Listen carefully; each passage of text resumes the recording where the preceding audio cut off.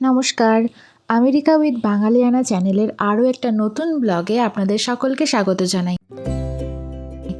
আগের ব্লগে আমি আপনাদের বলেছিলাম যে আমরা আমেরিকায় ন্যাচারাল সায়েন্স অফ মিউজিয়ামে গেছিলাম। এবার সেটার পার্ট 1 ব্লগ আমি আপনাদের সাথে শেয়ার করেছি। এবার পালা পার্ট 2 ব্লগ, না হলে ব্লগটা অনেক বড় লেন্দি হয়ে যাচ্ছিল, যেটা দেখতে একদমই ভালো লাগতো না, অত ধৈর্য কারোরই থাকতো না। তাহলে চলুন এবার আমরা যাচ্ছি আরও একটা নেক্সট ফ্লোরে। স্পেস রিলেটেড ছিল এই ফ্লোরটাতে, সমস্ত ডিটেলসে দেওয়া রয়েছে, সেগুলি আমি আপনাদের সাথে শেয়ার করেছি। প্যালোজোইক, মেসোজোইক, সেনোজোইক এই যে যুগগুলো রয়েছে, এই যুগগুলোতে কেমন ছিল সব জিনিসটা সেগুলি এখানে পরপর সাজানো। এখানে দেখানো রয়েছে ট্রায়াসিক, তারপর জুরাসিক, মানে কোন যুগের পর কোন যুগটা আসছে এগুলো এখানে দেখানো হয়েছিল। তখন ল্যান্ডটা কীরকম ছিল, মানে ডাইনোসরাসদের রাজত্ব ছিল, এগুলো এখানে দেখানো হয়েছিল। আর এই যে দেখুন বড় একটা ডাইনোসরাসের এখানে কাঠামো ছিল একটা দেখতে, এটার নাম রয়েছে টিরেক্স।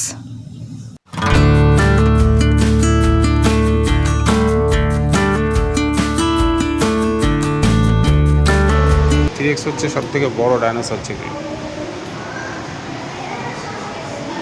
4.5 billion years old. হাত দিয়ে একটু মিটিওরাইট আকাশের বাইরে থেকে পড়েছে 4.5 বিলিয়ন আগের যুগের যে তারা খসে পড়ে আমরা দেখতে পাই, সেই তারার অংশ এটা। ভলকানিক অ্যাশ আগ্নেয়গিরির ছাই হচ্ছে এটা। ডাইনোসরাসের নোখ হচ্ছে এটা।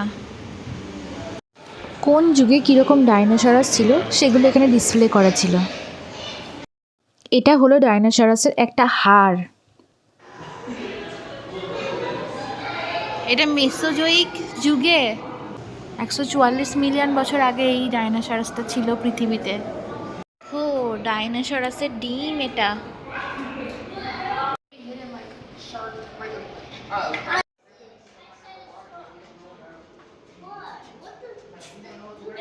ঠিক যেন মনে হচ্ছিল আমি সমুদ্রের তলা দিয়ে যাচ্ছি, এত সুন্দর লাগছিল এই জায়গাটা।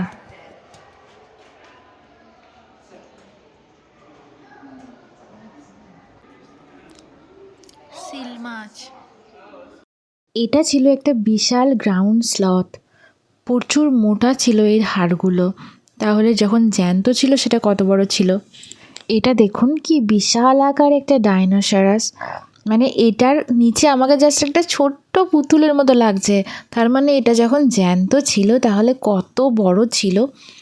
তো খুব ভালো লাগছিলো, মনে হচ্ছিলো আমি সত্যি করে ডাইনোসরাসের ওয়ার্ল্ডে চলে এসেছি।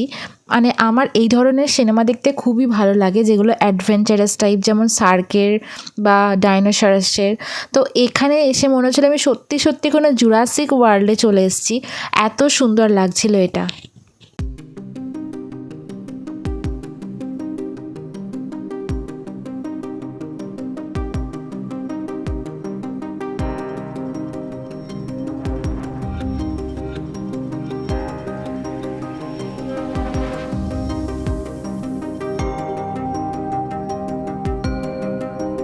এই দেখো ইন্ডিয়ার কতটা জায়গায় ড্রাই ফরেস্ট আছে।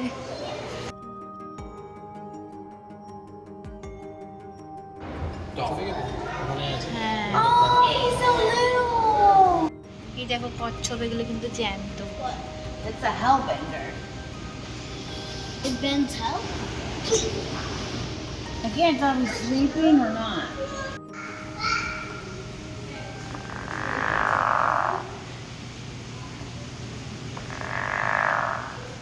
ঠিক বলেছেন।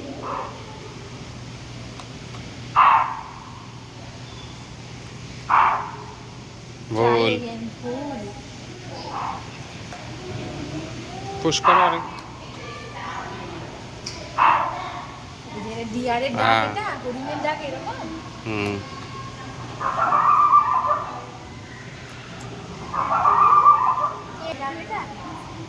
শিয়ালের মতন।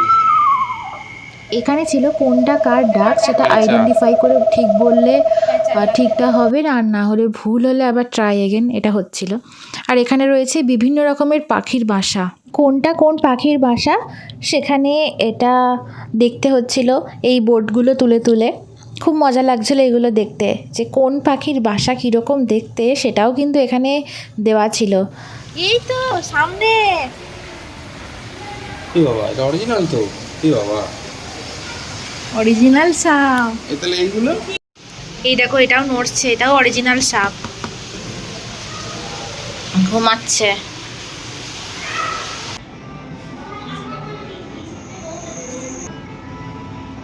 পোকার বাসা এগুলো, দেখো কত রকমের পোকার বাসা, প্রজাপতি।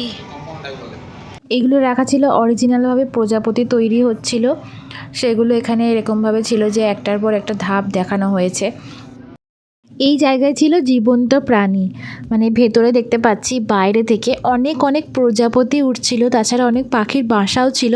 মানে এখানে যেগুলো রয়েছে সেগুলো সব জ্যান্ত অবস্থায় ছিল, তাই এখানে সবসময় মানুষকে ঢুকতে দেওয়া হয় না। এটা বছরে সিজনালি খোলে অথবা কখনো কখনো খোলেও না সবার জন্য, কারণ সবাই ঢুকলে এই জায়গাটা তো নষ্ট হয়ে যেতে পারে, তাই না? তাই এগুলো এখানে এদের মতন থাকতে দিয়েছে। এটা দেখো ওপর থেকে এই জায়গাটা দেখতে আরও সুন্দর লাগছিল।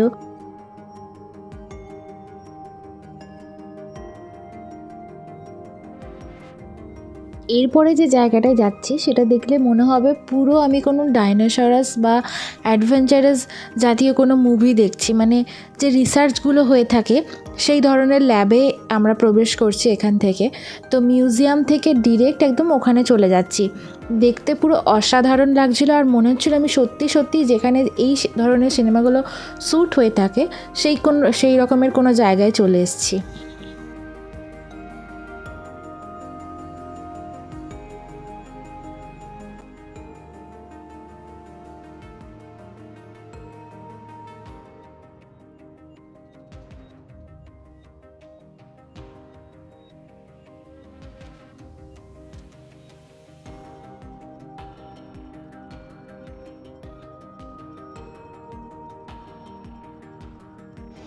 কত বড় ব্যাপারটা। এখানে ওই মেশিনটা ছিল যে আপনার কাছে যদি ধরুন এখানকার কোনো কয়েন থাকে, সেই ধরনের 3টে কয়েন দিলে এখানে ওই স্ট্যাম্প দিয়ে দেবে মিউজিয়ামের, যে মিউজিয়াম অফ সায়েন্সের, ন্যাচারাল সায়েন্সের, সেটা এখানে দেওয়া ছিল। কিন্তু আমাদের কাছে এরকম 3টে কয়েন ছিল না, একটা ছিল, তাই আর ওটা হয়। সত্যি এত সুন্দর সুন্দর শিক্ষণীয় জিনিস ছিল যে দেখার মতন, পুরো দেখে আর শেষ হচ্ছিল না। কিন্তু আমাদের টাইমস আপ, কারণ এটা 5:30টাতে বন্ধ হয়ে যায় সবার জন্য, তাই এবার আমাদের এখান থেকে বেরোতে হবে। সত্যি ভাবিনি যে এই ধরনের রিসার্চ ল্যাবে আমরা কোনোদিন আসতে পারবো। খুব ভালো লাগলো আমার এইখানে এসে, অনেক কিছু শেখা গেল, অনেক কিছু জানা গেল এবং একটা বেসিক আইডিয়া তৈরি হলো। এবার বাড়ি ফেরার পালা। আর এখানে তো জানেন খুব তাড়াতাড়ি সন্ধে নেমে আসে। এবার সূর্যাস্তের সময় দেখুন চারপাশের আকাশটাও কিন্তু খুব সুন্দর লাগছিল দেখতে। এবার আমরা এই সুন্দর রাস্তা দেখতে দেখতে বাড়ি ফিরছিলাম। দেখুন রাস্তায় কিন্তু আপনি একটু রাস্তা দেখতে পাবেন না, পুরোটাই গাড়িতে ভর্তি, মানে মৌমাছির মতন পুরো কিলবিল কিলবিল করছিল সন্ধেবেলায়, এত গাড়ি। আর সব সময় এই রাস্তাতে এত গাড়িই থাকে, মানে এখানে মানুষ দেখা যায় না, যত বেশি গাড়ি দেখা যায়। তো এইভাবে গাড়ি দেখতে দেখতেই আমরা ফিরছিলাম। আচ্ছা আপনাদের বলে রাখি, যারা যারা এই ব্লগটা দেখছেন তারা যদি আমার আগের ব্লগটা না দেখে থাকেন, এটারই পার্ট 1টা, তাহলে অবশ্যই দেখে নেবেন, কারণ ওখানটা না দেখলে আপনি এই ব্লগটা বুঝতে পারবেন না। আজ তাহলে আসি, দেখা হবে আবার পরের কোনো ভিডিওতে। যারা নতুন দর্শক আছেন তারা অবশ্যই সাবস্ক্রাইব করে পাশে থাকবেন এবং ভিডিওটি ভালো লাগলে একটা লাইক দিয়ে যাবেন। Thank you.